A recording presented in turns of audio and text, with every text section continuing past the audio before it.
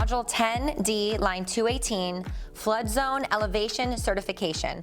Buyer is advised to verify by elevation certificate which flood zone property the property is in, whether flood insurance is required by buyer's lender, and what restrictions apply to improving the property and rebuilding in the event of casualty.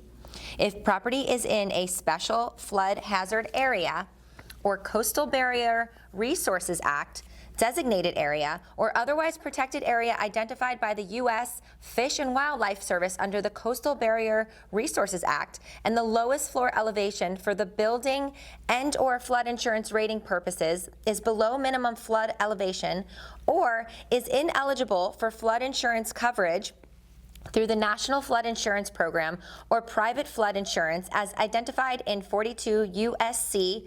4012A, buyer may terminate this contract by delivering written notice to seller within blank, and if blank, left blank, 20 days after effective date, and buyer shall be refunded the deposit, thereby releasing buyer and seller from all further obligations under this contract, failing which buyer accepts existing elevation of buildings and flood zone designation of property.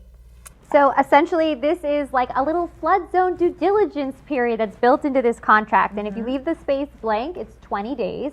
I've had people kind of try to sneak in longer periods, past their inspection period. I mean, if you're leaving all the contract terms blank, which I don't suggest you do, the traditional inspection period we'll get to, it's usually 15 days, and this would be 20. So you have a greater amount of time to ensure you're not in one of these designated areas and that you can obtain flood insurance if your property is located within a flood zone.